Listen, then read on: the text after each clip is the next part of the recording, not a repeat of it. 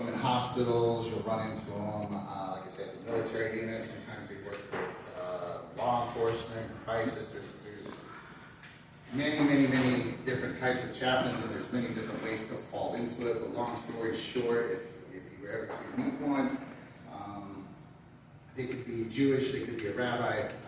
It's just, like I said, it's a member of the clergy who's specifically trained in a specific area, whether it be service in troops or that kind of ordeal. In theological terms, what we do and what we are is the hands and feet of God. So, it means that, I guess, chaplains were a little bit more open to the means and the notice and the needs of others, and that we use, it means that we notice the needs of others and that we use whatever means at our disposal to help those individuals. So whereas a normal pastor or a normal priest kind of deals with a congregation and a group of people, we don't do that. We're very one-on-one. Our outlook is we don't need a church, we don't need a building, we just need me, you, and God. So we can hold church anywhere. That's kind of what makes us unique. That's why we serve a lot in the battlefield and military and stuff like that.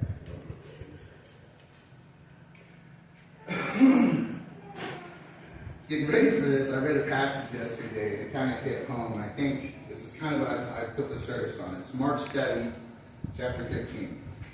There's nothing that enters a man from outside which can defile him.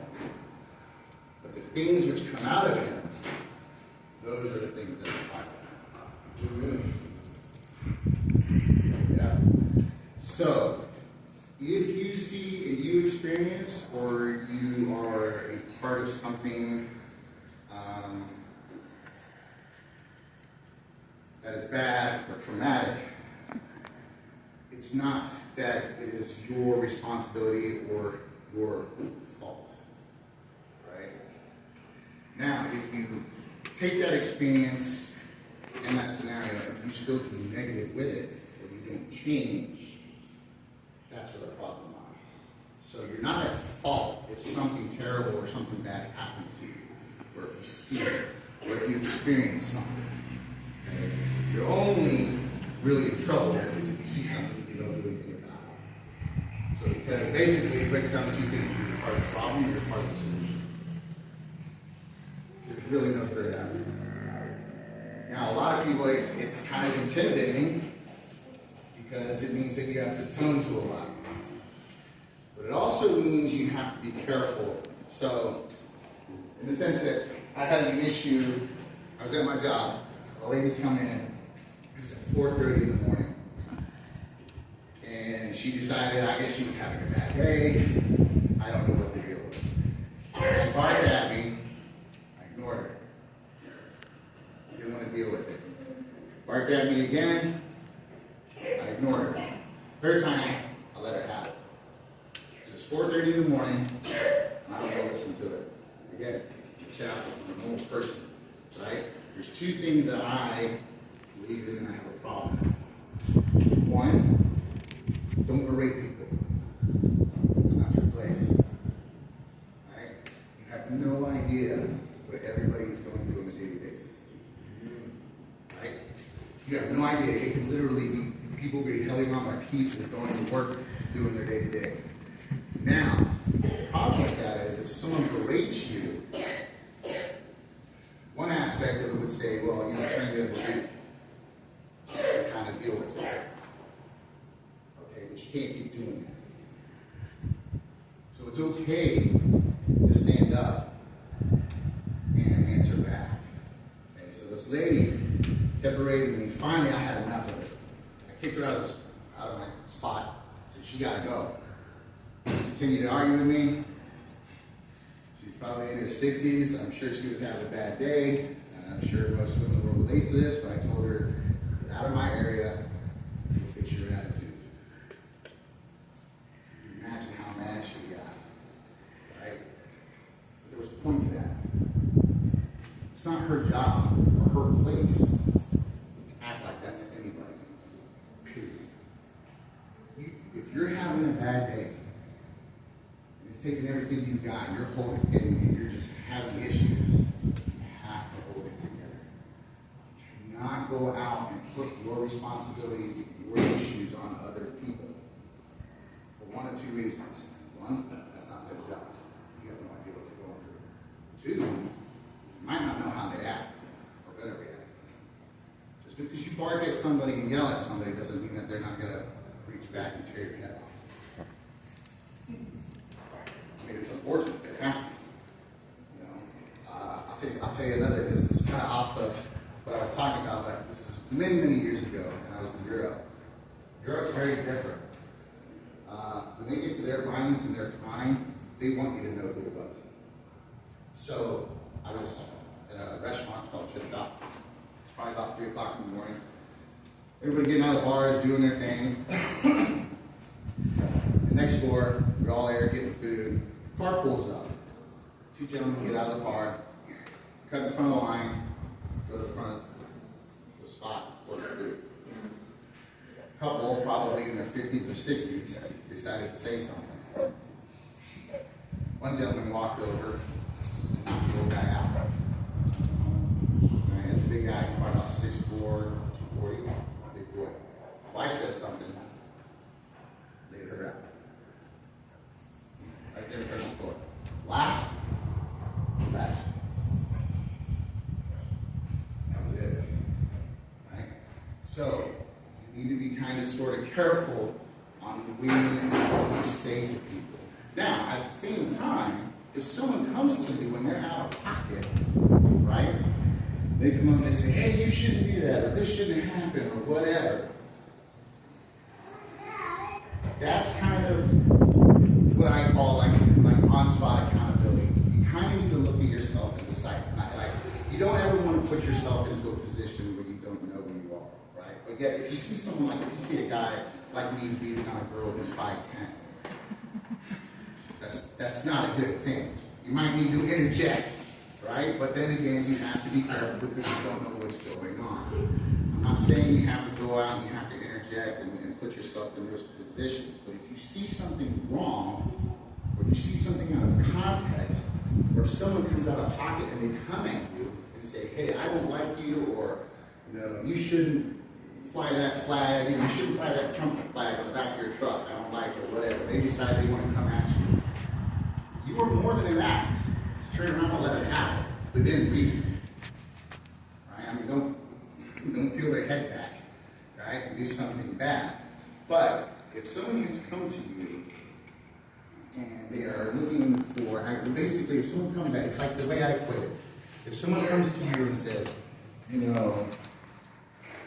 cut me off, blah, blah, blah, blah, blah, and you're in traffic, and you're like, hey, man, I'm sorry, it's whatever, blah, blah, blah, blah, you work it out, that's one thing, but if the guy keeps going at it, keeps pressing, and keeps doing it, he has decided, or she, that they have already made a judgment on you, and they're going to treat you how they want to treat you, and that's not right, because nobody has the right, period, to lay hands on you, or to berate you, or talk to you like trash. Because nobody knows what people are going through, right? Now, obviously, saying that, I'm not saying don't go out and don't go toe-to-toe with everybody at every chance you get, right? Don't go out and, for lack of a better word, don't go out and be a Karen and pick fights, right? Don't try and solve justice and serve justice and take it upon your own ability to do that. Alright? But obviously, if there's something going on, if you see something and you suspect something, deal with it. Don't be afraid to speak up. Give me a second, I'm just kind of... Okay. The other side of this, with accountability, is it works two ways. Like I said, if you're going through it and you're having issues and you're having problems, I feel for you, and everybody will pretty much feel for you. But you need to find an avenue, you need to find a way to talk to someone, right? If you can't talk to God, if He doesn't give you the answer, don't be afraid to talk to people. Now, that's kind of another way to work, because now A lot of people nowadays, you can't trust people. You don't know what to say. And I get that. Well, luckily, you guys are in a church and you guys are in a congregation. Now, hopefully, that's open enough and close enough that you guys can speak to one another. If you see something out of pocket, if someone comes in, let's say it's you or yourself, someone got a big black eye, right? And they're not boxers. They don't fight on the weekend.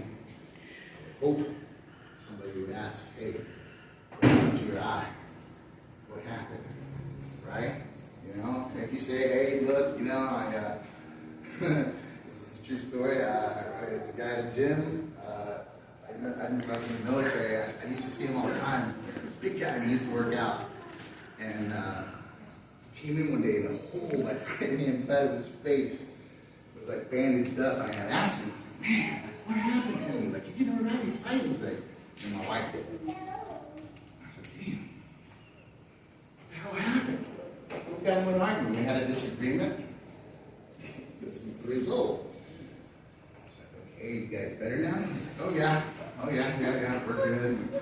You know, so again, you have to be, on that one, the reason he had this, she hit him with a cast iron skillet. Yeah, he was a big boy, so I don't really blame. I don't know what he said or what he did, but he said he loved her, and they're still together. So I'm not sure what the argument was, but you know, stuff like that does happen, and that's why you have to be careful, right? So, when someone's asking you to be accountable, what does that look like? I think a lot of people think, well, it's like, you know, you have to accept responsibility for it. Kind of, sort of true. Basically, it's be honest. Be straightforward. Someone comes up and says, hey man, you know, did you do this and do that and you did it? Just say that. Be accountable. Because it does one of two things. First and foremost, it takes the bullets out of the gun. It gets rid of the responsibility. Someone comes up here and says, hey, did you do this? They're looking for an altercation. Yeah, I did it. So like I said, when I had an issue with that individual at my job, my boss came and asked me, did you say you do X, Y, Z? I said, you're damn right. I'll do it again. Because it's 4:30 in the morning. No one's going to yell at me and berate me over anything. Alone at 4:30 in the morning over some coffee or some nonsense. Now, since it's been squashed, but it's the same thing. It's taking bullets out of the gun, right? No one's coming after me and saying, well, she said this and he said that. No, I did. I said it. Okay? Acknowledge and fix your mistakes. We all make mistakes. Stuff happens. Right?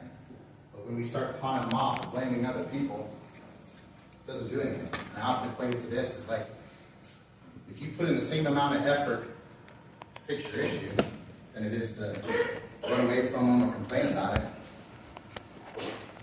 the issue will be fixed. Okay? Now, sometimes you don't want to accept the issue might be you.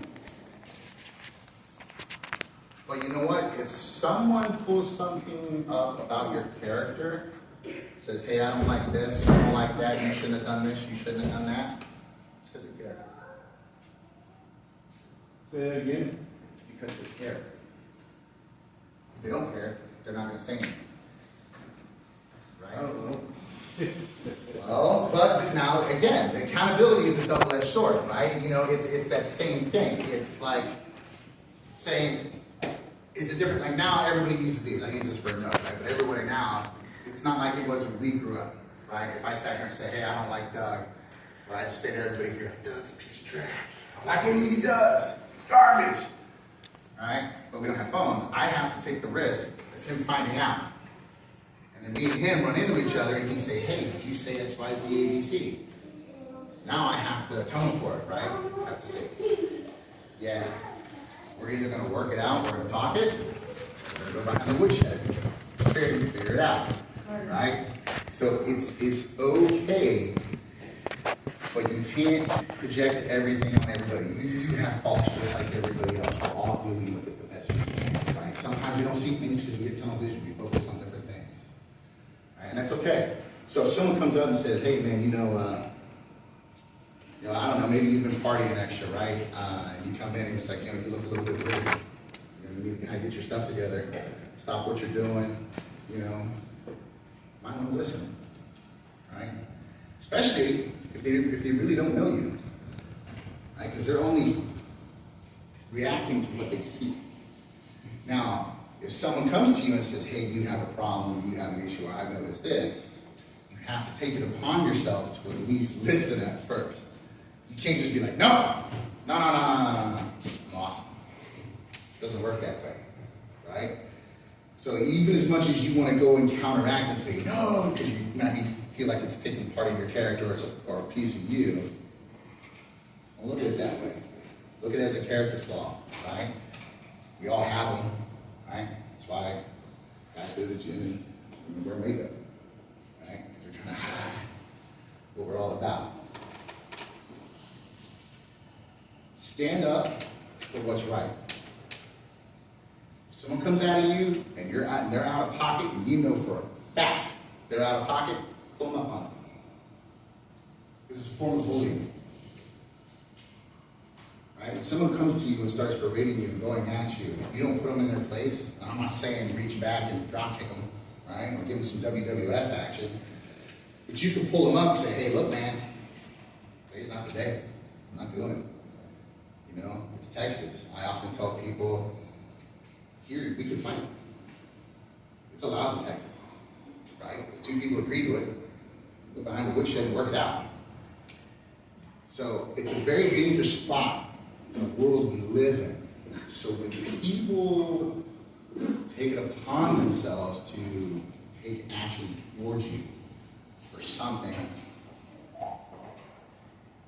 you have to have the wherewithal, but this restraint, to stand there and interact. Right? If they do it to you, if they get away with it, they're going to keep going. Not until you say, hey, the buck stops here. This is where it goes. Now, a lot of people have a misconception. I don't know what it is because maybe it's an American thing versus a European thing. Christians are seen as weak because we're taught to serve, right? We're taught to forgive, right? Well, yeah, that's part of it. But if someone keeps coming at you and berating you and treating you that way, you don't do anything about it. It's not Christian. Works, right? We all get judged at the end of the day for everything that we do. Be willing to accept criticism. Okay? Again, if someone says something, usually what I find, if someone says something and it offends you and it makes you mad, it's probably true. Right? Why are you getting mad? It's not true. If it's not true, you're not going to be correct. But if they get close to home and they say, hey, blah, blah, blah, and you're like, oh, might be something you need to take a look at. Right? Now, I'm not going to say that everybody's going to sit there and start poking and pointing flaws and doing this and doing that and, you know, kind of policing each other. You ain't got to do that. But like I said, if you see someone and you're out and you're about and you're traveling, and I've seen it, and it's kind of surprising that I see it more and more. Kind of guess it depends on where you are. People will talk to people in crazy manners. And I don't think they realize repercussions. So usually what ends up happening, if someone's berating you or coming after you or saying something, they haven't been put in their place. They haven't experienced the other side of it, right? Now, the other side of that is anyone who has been truly damaged, hurt, physically, mentally, that kind of sort of stuff, most of the time, we do not want to inflict violence. Because we know what it's like. It sucks to be on the receiving end and on the giving out side. If you've been around it, you've been through it, you've experienced it, that dad, creepy uncle, whatever, you experience it and you go through it, it changes you and it does things, but it doesn't define you. It's not what you are and who you are. Now, if you come out of that, usually what happens, one of two things happen, and I've noticed this, and I've experienced this a lot. Some people aren't mentally built for stuff like that, and they fold, and they crumble, okay?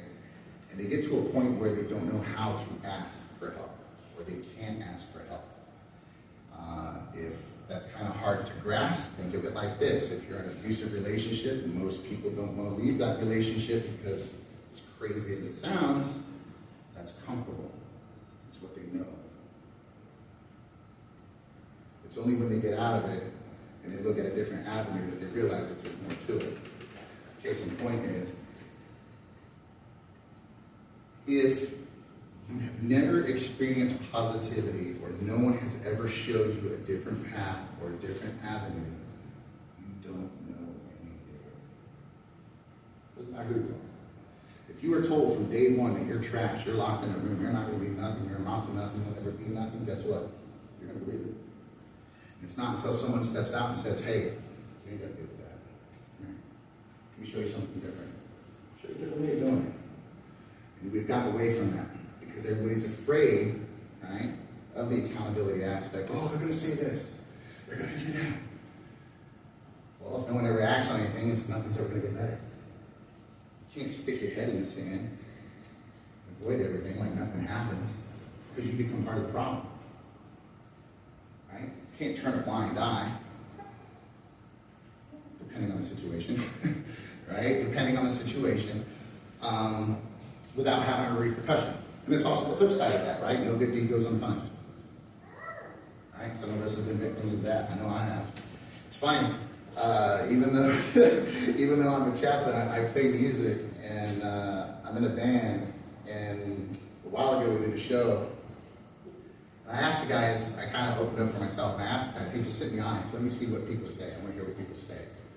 There was a lot of people that came back, and my bass player was telling me, man, this guy hates you. This guy doesn't like you. This chick doesn't like you.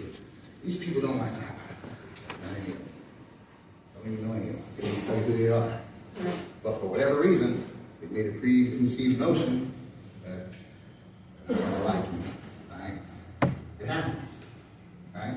Not everybody's going to get along.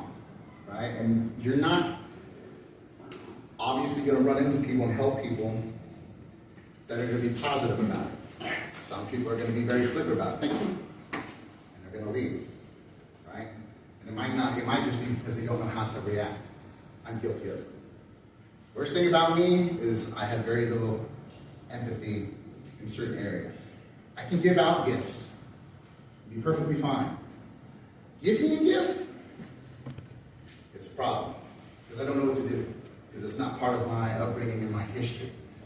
I always feel like a giant douchebag, because I don't know what to say. I don't know how to act, but I've not been exposed to that. So usually, in the past, if I've had girlfriends that are like, oh, you're not empathetic, you don't do this. I give you a gift, you don't do anything. I was like, dude, I told you. I don't know. This is not part of my upbringing. This is not part of the whole thing.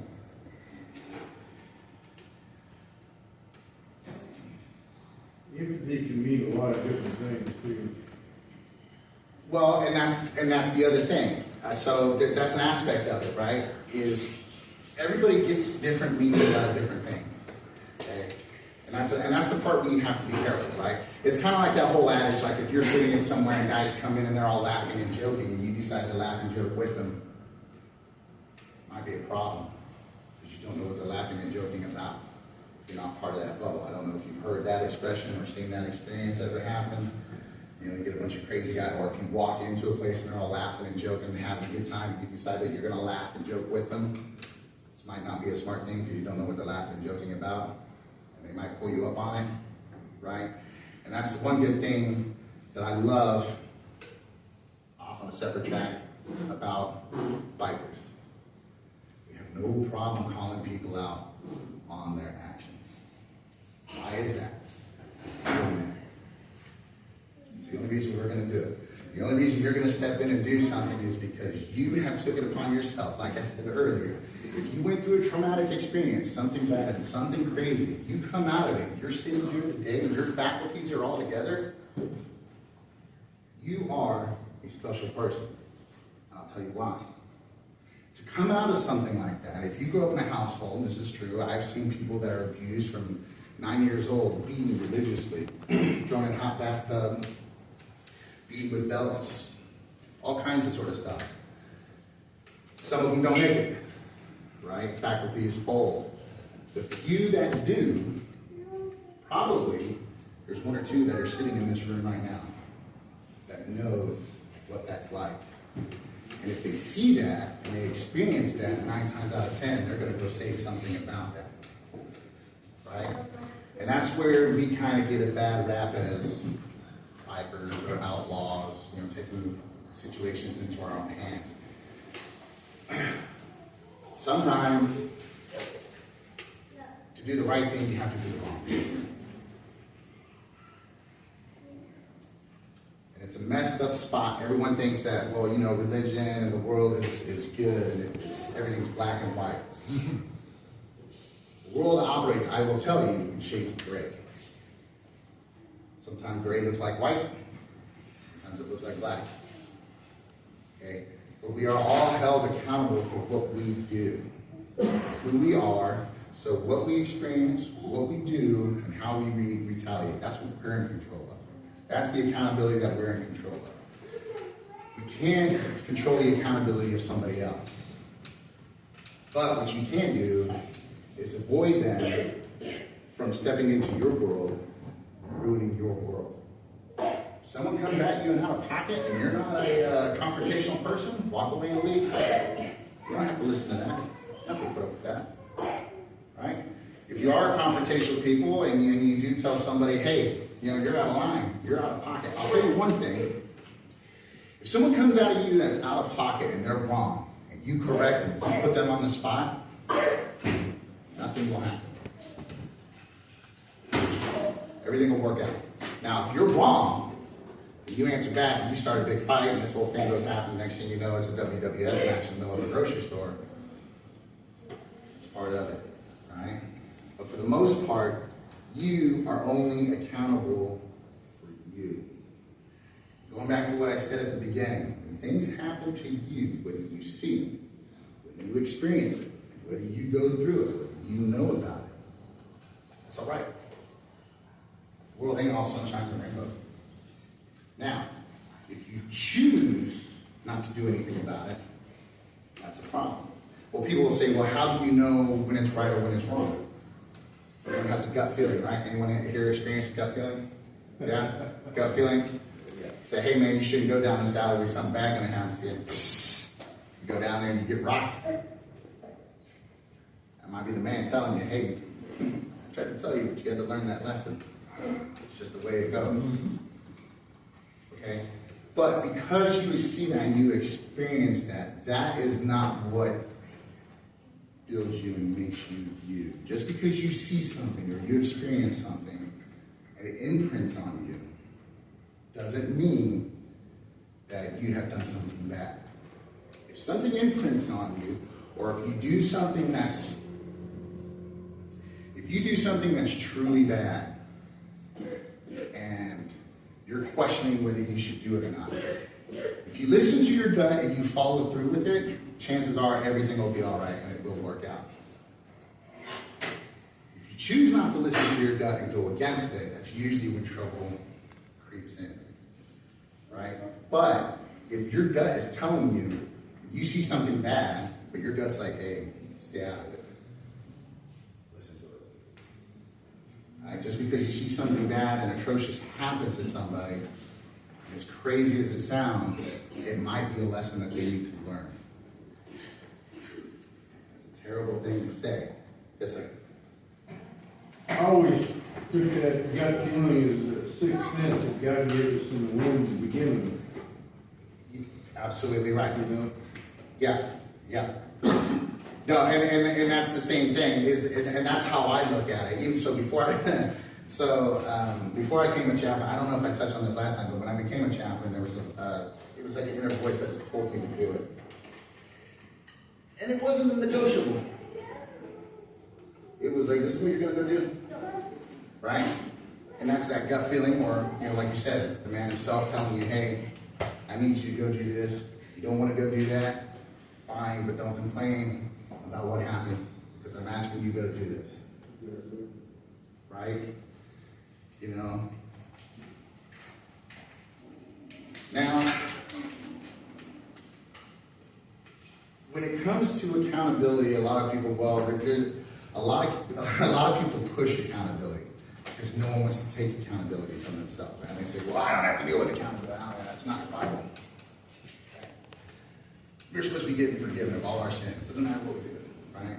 It's up to go where they go to Catholic church, right? They can go and do what they want on Saturday, go in on Sunday, do their whole repentance, right? And it's all good. I can say that because I'm Catholic, right? But I don't practice Catholicism, right? But in the Bible, though, there are 4 verses or 4 inserts. Romans 14:12. So then each one of us will give an account of himself to God. That means when the day's up, you're standing before the man, you can't sit there and be like, well, yeah, I was messed up, but you know what? Before I got here, he prayed over me, I got my last rites, and I get my key to my locker. Maybe, maybe not. But I'll tell you one thing, you're going to atone for everything that you did. And not all of it is good. If you're sitting in this room and you are a person of faith, regardless of what that faith is, right? You are no longer answering for yourself. You're answering for the man. Right? Because he's put it to you. You've gone through trials and tribulations and all this different stuff, but yet you're sitting there. Right? Now, you can look at other people and people are going to do their thing and they're going to run off and they're going to go do drugs and drink and all that. But most of us that I would say are older that come to church, we've kind of been there and done that kind of sort of thing. And it kind of reverts back to, I don't want other people to experience bad that I want to do. I want to protect them, right? Most of us as Christians, depending on your faith, you want to help people, right? For the most part, you want to protect people. You want to be the one, hey, I got you, right? As honorable and as great that is, that's not your position to do that. It's not. If you know someone's having problems, by all means, comfort them and talk to them. But if it's out of your element, be accountable. People come to me and say, hey, Chaplin, I got this problem and that problem. And they might be Muslim, be Indian. I can tell them I can help you to a certain degree, but when it comes to faith, I can't help you with that.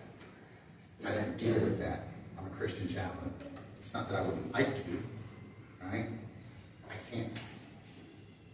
So don't feel, like I say, it's your responsibility to be a hero. You're only accountable for yourself, nobody else. Galatians 6:1-2, brethren, if a man is overtaken in any trespass, you who are spiritual, restore such a one in the spirit of gentleness. Basically, it's you have faith, maybe they don't. You're just showing them a different avenue. You can do that all day long, right? Growing up, you can say, hey, don't touch that, that's hot. Don't touch that, it's hot. Don't touch it. Don't touch it. Damn, it's hot. I told you to. Some people have to learn the hard way, and they have to go through it, right? And it's not on you. I know some people have tried to help people, they still go on and they do ridiculous things, and then they take it upon themselves, they're at fault at it. Possibly. But you know what? It wasn't your place to be there in the beginning.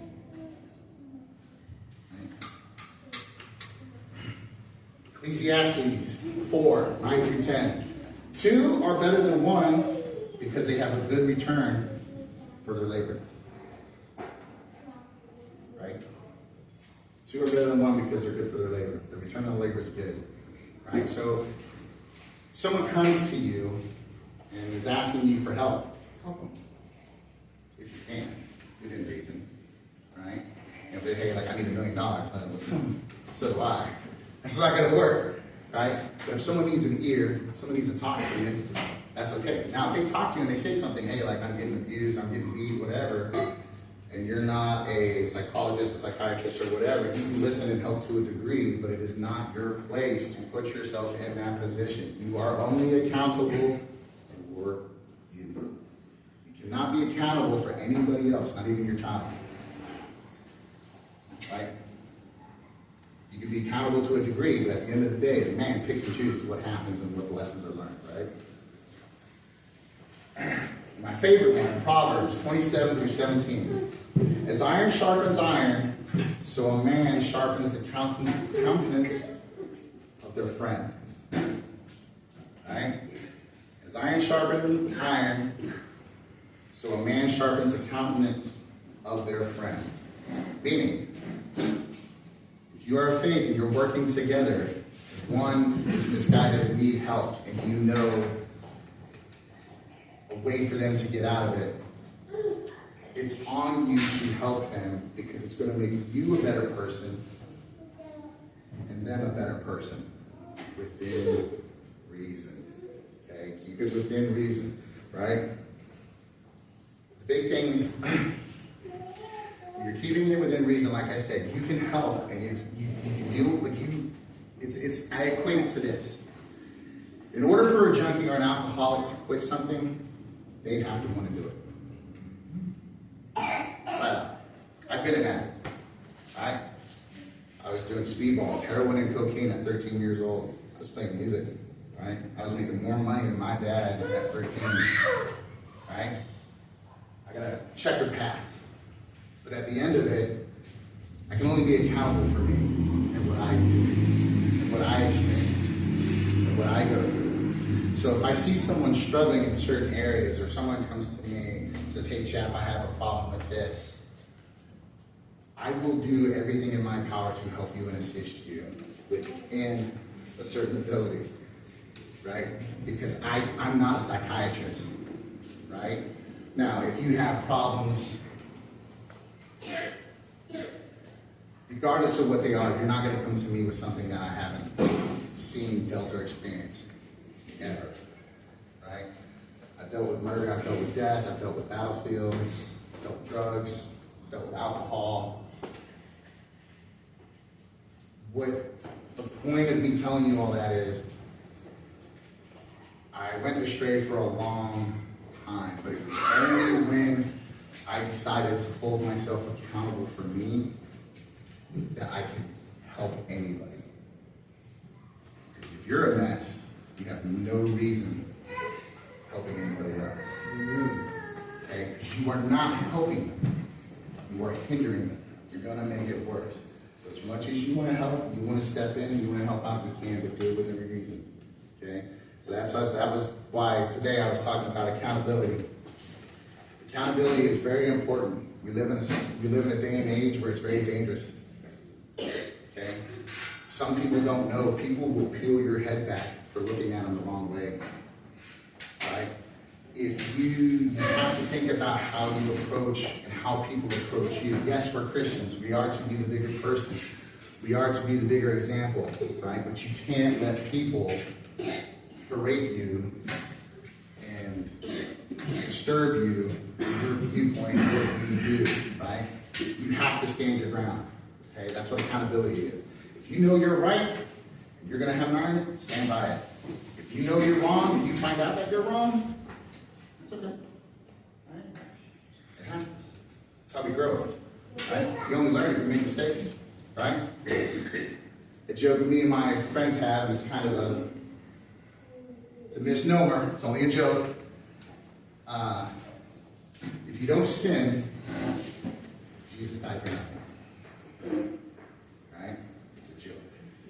Right? But it's very relevant. We are not perfect. We're going to do bad things. Things are going to happen. But it's our actions that we take and our accountability that makes us who we are. Right? At any given point, you can always stand up and say, hey, no, that's not going to happen. Again, someone comes in, they got bruises and knots all over them, and they're not a fighter. I would hope someone would ask, what happened? Right? And then you can, depending on how you react, right? how to deal with that situation. But at the end of the day, it's the accountability of everything. Hold yourself accountable when you wake up. Hold yourself accountable for everything you do. Right? So like me, the way I look at my position is me and God are good. He's like my best friend, right? To the point where sometimes it's annoying. He doesn't stop. But at the same time, he pushes us to be better than what we are. Okay? And it's not that we take it upon ourselves and we fail at a specific position or situation. It's not whether you pass or fail. It's not what life is. It's how you get up. Life's going to knock the heck out of you. It's going to beat you down. If you let it, it'll put you in the ground. It's not whether you win or lose. There's nothing to do with that. It's irrelevant. Winning or losing is subjective. Right? It's whether you take it upon yourself to make a difference. So if you get tested with something, there's a reason for it.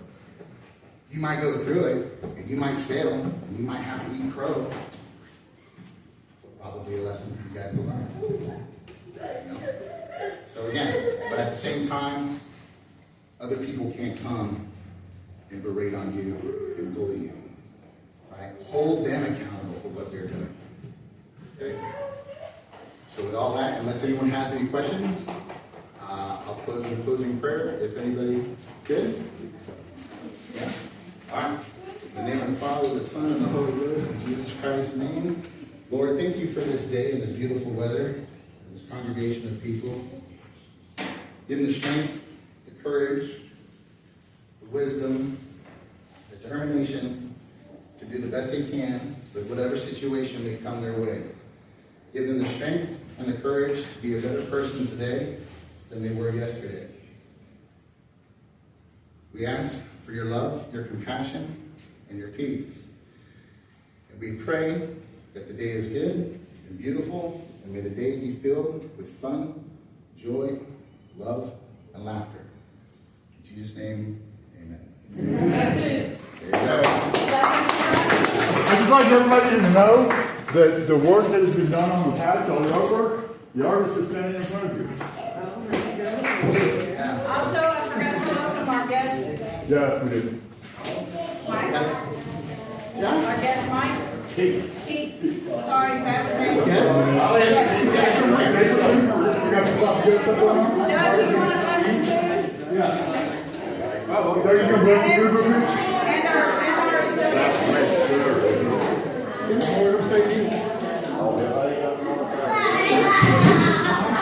Just do it. You got it. there we are. We have released the ferrets. Bless the food. Just bless it. I guess so. Yeah, come around.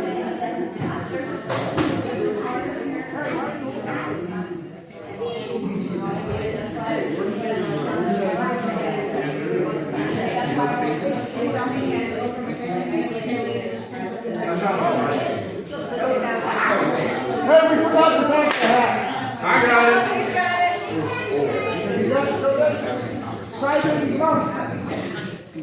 Nobody blessed it. Lord bless the tithing, bless the people that did it, and then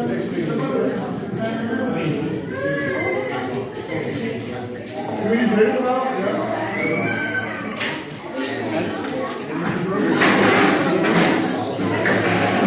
Come out here.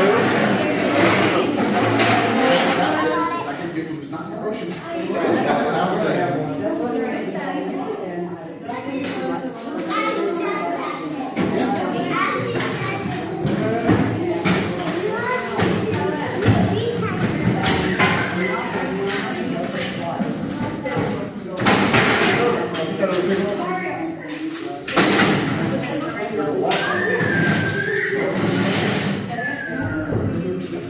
Any other ones?